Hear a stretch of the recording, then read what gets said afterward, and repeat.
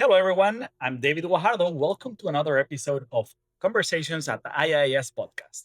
Today we have Jason Reimuller. He is the founder and executive director of the International Institute for Astronautical Sciences, a leading organization focused on advancing commercial astronaut training and spaceflight research. With a background in aerospace engineering and human spaceflight operations, he has built IIAS into a globally recognized program offering hands on astronautics education, microgravity research flights, and high altitude training. Jason has played a key role in preparing the next generation of commercial astronauts and space professionals, bridging the gap between academic theory and real world space mission. Jason, welcome to the podcast. Yeah, thank you, David. Let's start with the first question, and then we can have a very nice conversation today. How did you get involved with astronautics, and what was the original vision behind founding IIS? Well, astronautics, I grew up with. Really didn't know life outside of it. I grew up very close with my grandfather, who was a career aviator. He flew B-25s in the war and went on to command the first American jet bomber squad in the B-45s. So aerospace was always something I grew up with. And of course, this was the time of Apollo astronauts. And that was really inspiring. I was always the kid in the nonfiction section looking at all of the books, trying to learn everything I could at the time. So that was the course. Like so many people in the institute that come to IIAS, I grew up and studied everything I could. I studied physics and aerospace engineering and flight test as I could. I was in the Air Force briefly. Got involved with flying, diving, everything else. So um, the institute really grew from a research project that extended from my own dissertation. I came into the University of Colorado, and at the university, I came in with a background of physics and flight test engineering, and my advisor at the time got me involved with noctilucent clouds. We were just launching a satellite. It was called AIM, Aeronomy of Ice in the Mesosphere. And I didn't know anything about noctilucent clouds, but I did a quick internet search and saw that they were a space phenomenon that were in polar regions, and hey, maybe I could fly to go study them. So absolutely, count me in. And so I ended up instrumenting a small plane. It was a Turbo Mooney, flew it up to North Canada, high level Alberta, and was able to ground truth that same satellite with some imagers. So we were able to try to distinguish what was signal and what was noise coming off of a ultraviolet imager on the AIM satellite. Well, we presented this in a science conference, and what became our original science team, it was a research project. And this was an idea that we could use some of these vehicles that were being developed for space tourism actually as amazing research platforms. We want to do the same kind of experiment, but instead of an aircraft, we want to launch a suborbital spacecraft up and through a noctilucent cloud. This could do things that sounding rockets, frankly, have never been able to do, because we could combine in situ imagery with stabilized imagery that we could do tomography from. So we could really dig into the fine structures of the dynamics of our upper atmosphere through the predominant observable being noctilucent clouds. So it's an incredible opportunity for the aeronomy community, not just to do incredibly novel science, but hey, there's nothing like a human in the loop, the human explorer that can inspire people. Most people didn't know anything about aeronomy. They didn't know about the mesosphere. They didn't care about the mesosphere. They joked around and said it was the ignorosphere, right? Yeah. So having a human explorer created incredible opportunities to do science communication, which I felt the aeronomy community was lacking in. So everything came from a project, an experiment. We called it POSSUM. It was an acronym for Polar Suborbital Science in the Upper Mesosphere. So everything at IIAS really came from was an idea that we could use spacecraft being built for tourism for no kidding real research science platforms, and in ways introduce the concept of a commercial research astronaut. Was NASA doing something similar regarding those commercial big airplanes, converting them into science? It wasn't on the forefront. There was the NASA flight opportunities. We got a flight opportunity support to do this, and Dougal McLeese was, I remember, he saw the value in this, and he was an initial champion. So a lot of what we came from his initial recognition of the value of what we had set out to do. And Jason, from the many programs that exist out there, what makes IAS fundamentally different from those traditional university or space training program? We know you've designed this institute to be very experiential. How does a student go from academic to the actual novel and practical research? Okay, well, we jump ahead a little bit there, but there was a natural progression, how we changed from a research project where we brought in and trained some people to do this very particular noctilucent cloud tomography mission into the Institute as we know it today. Today, we're giving master's degrees, professional certificates. We've had students from 67 different countries now, so that step happened very organically. We started working with spacesuits because we had to design instruments around the fidelity one would have in a pressurized or unpressurized spacesuits. And that opened the door to all the different ways to test spacesuits. So we started partnerships with ways to simulate microgravity with the National Research Council of Canada and CSA. We built ways to look at suits post-landing. So that opened up space operations as a focus. We brought in expertise that opened up flight test engineering. Everything grew very quickly. Possum, as a research project, very quickly outgrew its brand. So we established IIAS almost as an evolution of that idea. An evolution that not only can vehicles be used for scientific purposes, but as ways to reduce the barriers for people to become professionals in the industry by creating avenues of access, the physical access to a lot of these technologies and networking with experts. IIES expanded that into the idea that really space is for all. It became a very mission-centric institute. We can talk about that later as a nonprofit organization. The idea that we as a community can champion everyone and reduce the barriers for people to become professionals in this industry. And Jason, you mentioned partnerships. All those organizations are worldwide and one of the most important that exist within the community. How does these collaborations come to life, those partnerships, and also what do they enable for the Hmm. students and for the program? Now that's an excellent question, and indeed, I've had a background in program management at NASA as an officer in the Air Force, but the most challenging leadership role I've ever had is with IAS as a nonprofit. How do you find the right partnerships? How do you motivate people and institutions? Because you can't just throw money at a problem necessarily. You're selling a mission, and you're finding the right network of key partners that really believe in the mission and become vested. And if you choose the right ones, that's the best scenario because you're growing together and you're finding the right institutional partners and you're motivating the right people, and they stay with you to the duration. It's been 11 years now. We haven't had a single person move to do something else. Everyone that's come on and committed themselves, it's humbling to see the quality of the individuals and the institutions that have become our partners through this. So a lot of that is, how do you find the synergies? How do we focus on what we do best, space technologies, space research, space education, and build together with other partners? We're here at Florida Tech in Melbourne, Florida, a fantastic university with great engineering science programs and an aviation program. We can come in and create access and networks to specifics in this space industry, to flight test engineering, to things that create a broader net in a way.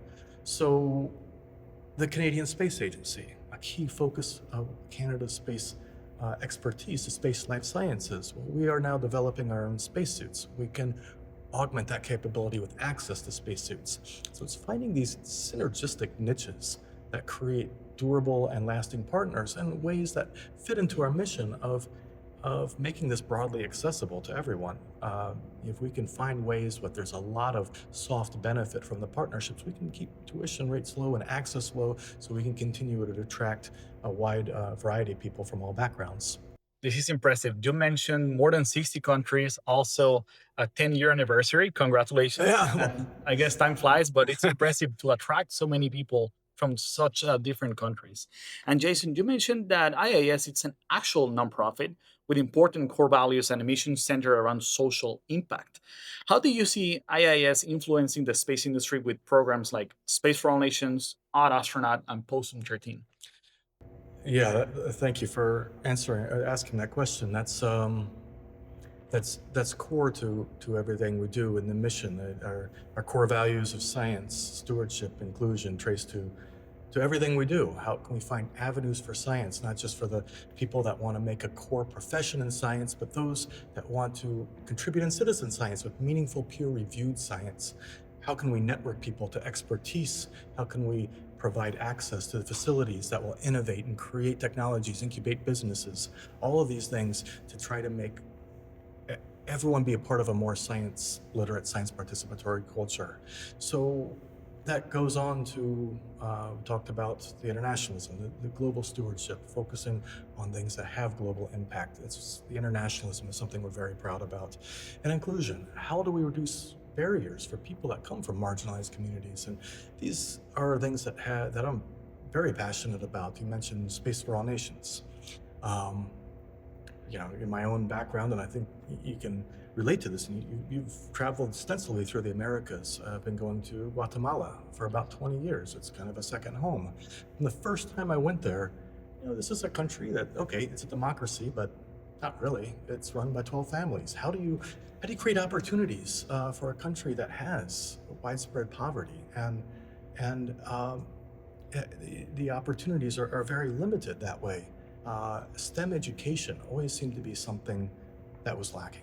And how can you create avenues for STEM education so you create a generation that can be competitive internationally and kind of reduce the idea of what people think they can do? And what better than space? Guatemala at the time was perfect. They launched the first satellite, Quetzal-1, Yes. and now working with them, it is such an honor seeing the Space Congress that we had the privilege to attend and really helping the country build up space research. How do we network our expertise, and how do we start helping bring things back into the country? So working with the pioneers of a new country, you're talking face to face with people that are the Sergei Korolevs, the Robert Goddards, von Brauns of their country that are envisioning their country's future, but also what is this country going to contribute to this culture that we share together in space? Yes. It has all these such, and we see in IIAS, basically one culture that is all these different backgrounds, this mix. It's really beautiful. It's been impressive to see the impact that such a single satellite has created for Chapines, the Yeah. Guatemaltecans, and it's impressive to see that firsthand. And it's lovely to see the impact also on the institute in that country. Yeah. Jason, you also mentioned a few names, historical names of astronauts and first timers. What do you think it's the importance of an astronaut towards representing an entire country? Well, what does the astronaut represent? That's a good question. There's something much bigger than the astronaut himself or herself.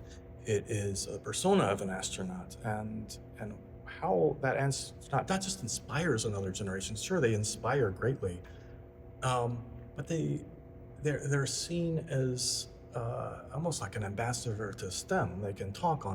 They need to talk, not just in their own specialization, but on so many other topics because they're responsible for so many other parts of that mission. So they need to know the science and the engineering. They need to know space medicine because they're also kind of a guinea pig. how how can how can we get more people that people look up to and say, I want to study science and engineering so I can grow up and be like astronauts? People that have this strong sense of service.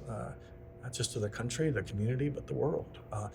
People that are truly see themselves as part of part of the world more than anything. This international citizen as well. So these are all things that we want more of. People that succeed on the value of their own merit. And indeed, astronauts. The astronaut training is just a penultimate step. These are people that devote their whole life to being the better kind of person, be the best versions of ourselves, and to do so for all the right reasons with globalism and humanity in mind. So yes, when we have a culture that can invest in such bold things, these are long-term investments, not just for the countries, but geopolitically, how the country behaves and acts in the world.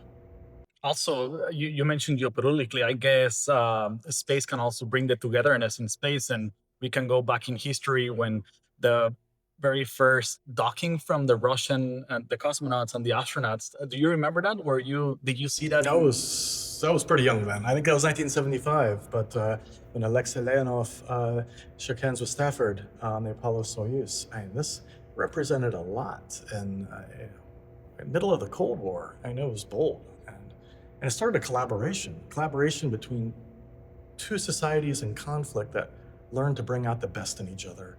And the Russians learned a lot from the U.S. and the U.S. learned a lot from Russians, and we ended up incubating things that brought in many more countries. And the ISS, what grew out of this collaboration, um, we know it is the biggest peaceful international collaboration in the history of humanity. And it's everything that we want. People working together from all walks of life, doing things for the betterment of humanity, for understanding better our planet, how we're affecting our planet. Um, this is a model of a near zero impact society. How can we live in ways minimal impact? How not just do we do things technically, physically, how do we do things culturally as well? That's beautiful. It's beautiful, Jason. Now you talk about characteristics, also values, human values, and for someone considering joining the Masters in Astronautical Sciences with us at IIAS, what kind of qualities have you seen in previous candidates that have come to the program? Well, it's hard to say because people come from so many different backgrounds. You have many that follow a traditional background in science, engineering, um, aviation operations. Often, people do ask, what kind of qualities do they look for in an astronaut? And I usually tell them, well, one, a sense of service, something bigger than the self, but you need to be a good team member. Um, and to be a good team member, you need an indispensable skill. So be a professional, but also be broadly curious. Take the opportunity to learn anything. You see in the institute, so many people just nourishing so many different skills because you never know what can and will happen on an expedition, and you have to improv and you have to have these broad technical mechanical skills. So it's sometimes a difficult combination. You want a focused concentration in a profession while you're also want to be broad, but be international. Take the opportunity to avail yourself to all cultures. Appreciate the differences, seek out the differences. These are all things that um, that make the kind of whole person before they even come to IIS. um, is is that sense of internationalism, but also the scientific explorer. Astronauts are scientific explorers, but you can do that in many ways. We see a lot of people that do that through aviation or deep sea or polar regions, but you can do that every day from your home. Just go to life and seek out something with curiosity and scientific inquiry. And Jason, throughout those 10 years, within a decade, I think you may agree that the space industry is changing. Some people are calling it the new space. And I believe your institution has created a very impactful role with the first mission, IAS 01. What can you tell us about that? How this institute became to go to space? Well, that goes back to our program services, and our mission. How do we get people to think about uh, what space has historically been and how it's inspired people? And I think that there's a threat and an opportunity. There's an opportunity that space is becoming more broadly accessible, um, but with the advent of space tourism, um, there could be the risk of the perception that space is for the elite. And we've seen this in some of the recent suborbital flights. And if we decouple that, if people don't see themselves in the future, then we lose everything that space has historically provided. So, we got to step back and think about, well, okay, so these technologies, they're good. We're broadening access to space, and this is inevitable. How do we do so in a way that preserves the kind of sacredness of space? Because I grew up, I didn't care about being rich. I wanted to be that kind of person that a country would invest to go to the moon, to go to such an audacious mission. How do I become that kind of person? And so that was always what motivated me. And I've felt that's been a positive quality in my life, and I hope that has been something, intention, purpose, community, that kind of personal mission that guides us. So Yeah, the institute definitely represents those type of values and representation. And I believe, I believe we see that. We saw that just a couple of weeks ago with Artemis too, mhm. and the representation of women, of people of color. I saw that in the news. I saw that in schools talking about that. A girl, a woman Yeah. going around the moon. That was impressive. Not only around the moon, but also within the actual factories or NASA and mission control. Right. The representation of women there versus the 1960s. That's impressive. What do you think it's why is it important for humanity to see your own species or your own sex in space, for example, man versus woman? Well, I think, okay, one, Artemis 2 was fantastic, and Christine Koch was, all I have to say is that it is long overdue. Like, we're talking about the first woman to the moon. We should have been talking that when Valentina Tereshkova flew in Vostochny 6. Like, this is 2 generations that we should be talking about the first trans or gender non-binary person on the moon now. That this is a topic that is 2 generations overdue, honestly. So yes, it's good, and this is why programs. We talked about the program services here. Awesome 13. This is a program that we try to challenge some of the perception that girls and young women see that contradict ambitions in STEM. And for example, we've had microgravity challenges throughout the Americas.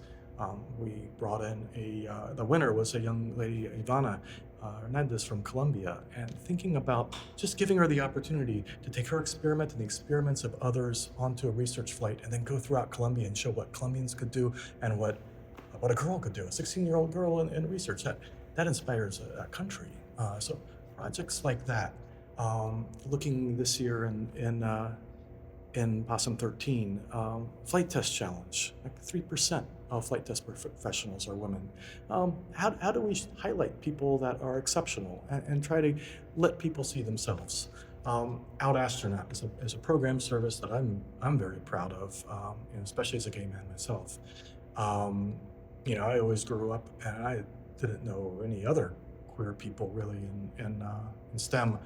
So I was usually the only one. Then I realized that it's about 50% underrepresented, and that there were no real high-profile STEM people like astronauts. I didn't know anyone there. Okay, you had Sally Ride. Well, she was outed after she died. You have Wendy Lawrence.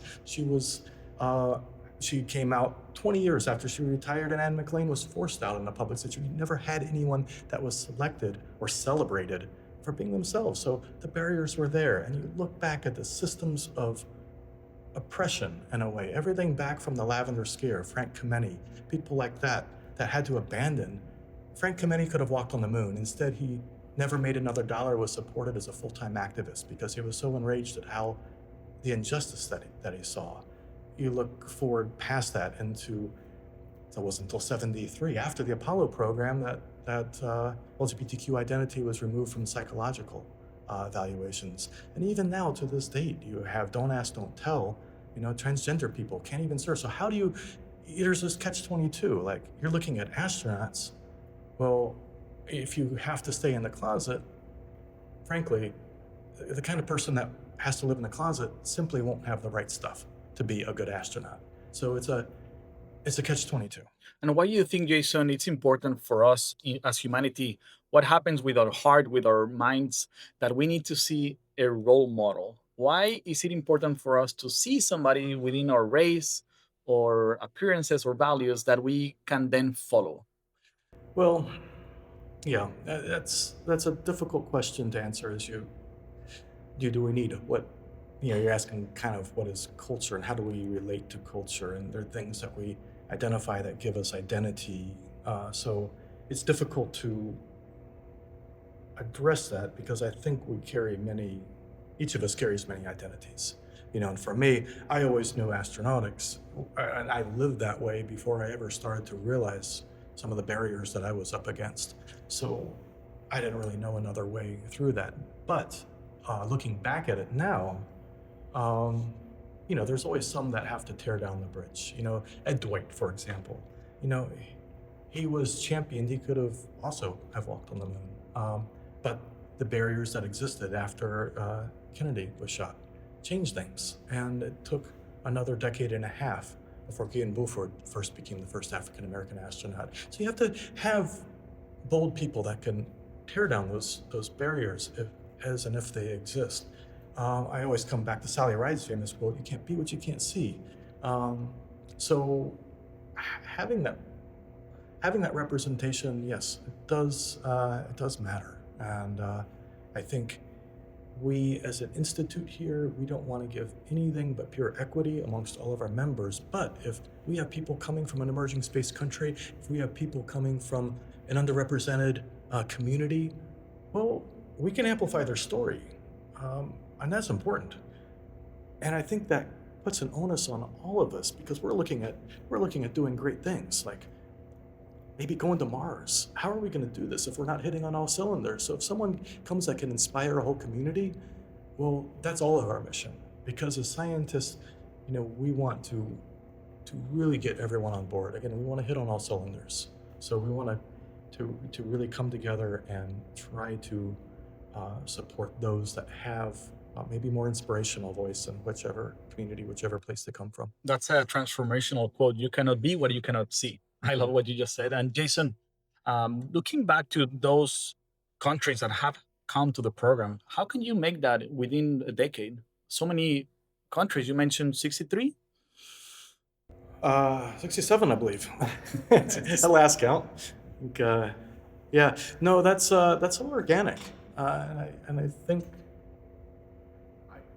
it's hard to speak to that, to be honest. Have you targeted a single country, or it's just word of mouth that have Word of mouth. attracted countries? It's word of mouth. It is, I think, a realization that space is becoming global, that it's not just going to be the U.S., Russia, China show. Yeah. That countries are already looking at the possibility of having indigenous space programs. Look at Guatemala. Like, how far of a stretch do you think we'll have a first Chapino not? The first space travelers from these different countries. So the opportunities are there, and people are thinking, well, why not us? Why not me? And here is an opportunity that we try to make every course that we do financially comparable to a 3-credit course in a public university.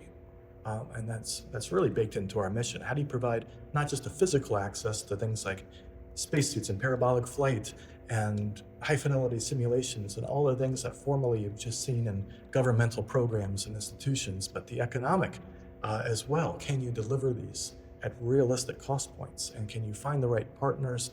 And can you leverage a lot of soft collaborations that vest people in making this broadly accessible? That's also very baked into our culture. You mentioned those collaborations, and I've seen the quality of the professors that are in the institute. How do you attracted all of those professionals that are already working in the space industry or former NASA people? Yeah, no, for the most part, about 95% of our professionals come as students. They come through our program just like everyone else.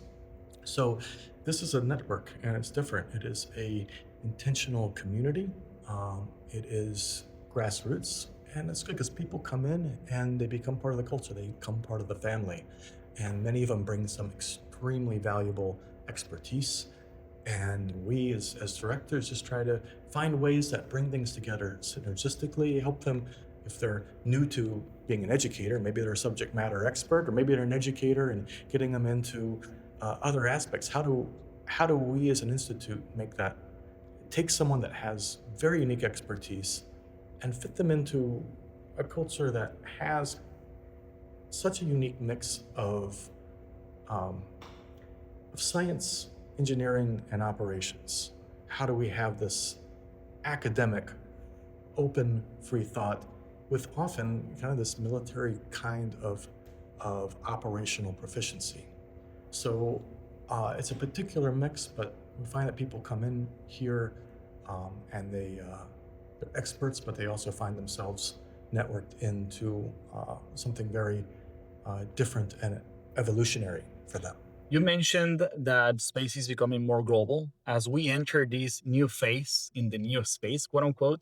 What are some of the new courses or training opportunities that IIS is developing? I know that just recently you started giving out master's degrees. Mhm.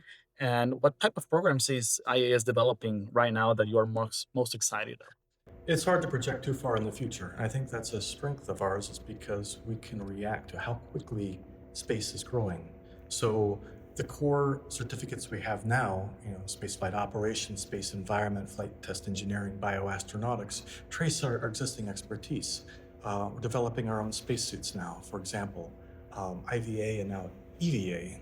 And so this is something that's going to continue. We have one master's.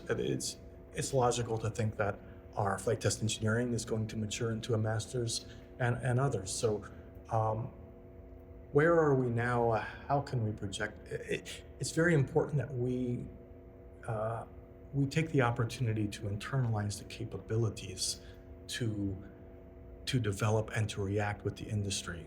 So not just find simulators or buy spacesuits, but actually be able to develop these technologies and come up, because then you own the ability to replicate and modify integrative test beds, simulators, educational platforms as the industry changes and evolves, so that we can be more reactive as integrators, as educators, as researchers.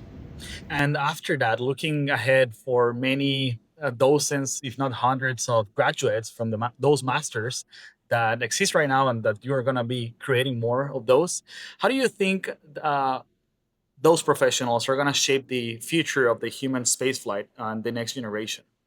Well, we've by just the way we've taken education and research opportunities, that we create the people that are going to create a future that reflects the values that we're bringing into the institute. You know, to be able to take their expertise and empower others, to be this science participatory culture as we go to space and push boundaries together. So as people come in here, they have the opportunities to volunteer with any of our program Yeah. services, flight opportunities, Possum 13, out astronaut space for all nations. And these are incredible opportunities, as well as the education and the background that we get. So, so we really hope that what we're doing here is laying the seeds to show that kind of future, that future that as a young boy growing up and seeing the old Star Treks, that always inspired me. And seeing a future where you had all these challenges, but you could rationalize your way through them, and you could find some kind of peaceful way, or maybe if you understood your opponent, it wasn't really your opponent after all, that you, just by having this open, inquisitive mind, you could resolve conflict. But also that future that belongs to everyone, how you find strength in diversity, how you find teams that work together, that are multicultural, multinational, multiplanetary. This was something that was so beautiful about the show. So I think a little bit of that came in, and then maybe have this optimistic view of, hey, are there aspects of that future that we can actually turn for real now? And Jason, for that individual that is looking at us right now in this podcast, what would you tell to that person who dreams of going to space, who dreams of becoming and getting attracted into the space industry? I remember being asked that question in Guatemala from a young girl, maybe 12 years old. And you know, how do you know? All I can say is, don't let anyone tell you no of what you think you could go, and don't underestimate yourself. Take the opportunity to learn anything if you feel called to do that. Maybe you feel called to travel somewhere or study something, and it might feel not congruent with what you thought you would be. But don't ignore that calling. Study it, appreciate it, because it's something there that's being seeded by what you feel is a bigger calling for yourself that maybe you don't fully realize or appreciate yet. So the future is going to be much different than we can imagine it now. And all we can do is be prepared for the opportunities when they come. So, being that kind of person that's ready to step through that door when these opportunities come is all we can do. I think of many of the things that I've studied or gone off and traveled. Why was I bouncing off to Cambodia and Burma and Siberia when I could be studying space? Well, I found out later how pivotal and how critical those experiences had become. I studied flight test engineering. I was the only civilian in the class. And I was always wondering why I was there. But the answer was, this is amazing. I loved every minute of it. I soaked it up. I was curious about it. The ability to fly and get data and mix flight with science and engineering amazed me. So sometimes you never have the answer. You just, if you're called, if you're passionate about it, go ahead and never let anyone influence what you think the future should be for you. Thank you, Jason. The Institute, talking about the internationalism of it, do you foresee doing some courses in other countries? It's inevitable, as we grow. Now, there's a lot that brings people to the United States for history, but there's many other contributors than the U.S. to space. But also, there's a lot of ways, especially when we think of space for all nations. There's a lot of other ways we can start to incorporate in other places. Just thinking of our project now in Guatemala, bringing things that we're doing, for example, studying noctilucent clouds with gyrostabilized balloons that we're designing. Well, if you can design a balloon like that that can launch in twilight in a place that you can't use a GPS, for example, or a compass system, you're engineering basically a one-axis satellite. In our case, it's a differential GPS that can track cloud structures. Well, now you can bring something like that into an emerging country like Guatemala, and not only are they coming up with scientific applications for this, but a balloon's basically a one-axis satellite. You can do this, you can build satellites, and then what? Where's the limit? Planetary field geology is another opportunity. Is that, well, we've been doing this where NASA's traditionally done planetary field geology in northern Arizona, but they're volcanic flats on the Cerro Camado and other places in the country, other places in the world. It's an opportunity to bring not just a course and experts, but to involve local interested populations as well too. So you're exposing other areas and other applications for IIAS students, but you're also empowering the local community at the same time. So there's definitely synergies that go into projects that are inevitably going to expand past this. There'll be a natural growth when people will stop coming here, which is great. You have Kennedy Space Center, you have Houston, and these attract people globally. But there'll be an inevitable time where it's going to come and we're going to be doing operations in other parts of the world, and they're going to see this happen in their own countries or their own regions. And the ones that are the leaders are going to be those that lead institutes or countries that see this as a regional opportunity as well. I love that. I love your reaction. It's inevitable. So thank you, Jason, for foreseeing that as part of being inevitable into the future of the program. And all I can say is that 5 years ago, or almost 5 years ago, that I came into the program, feeling that I didn't belong within my classmates. It's just beautiful. And all I can say is thank you, Jason, for opening the doors, for giving me the opportunity to participate and feel part of the family. I cannot imagine the impact that you have done throughout the world. And hopefully, more countries can join and we can soon reach the 100. Jason, congratulations and thank you for being here today. Of course, David, thank you for your time.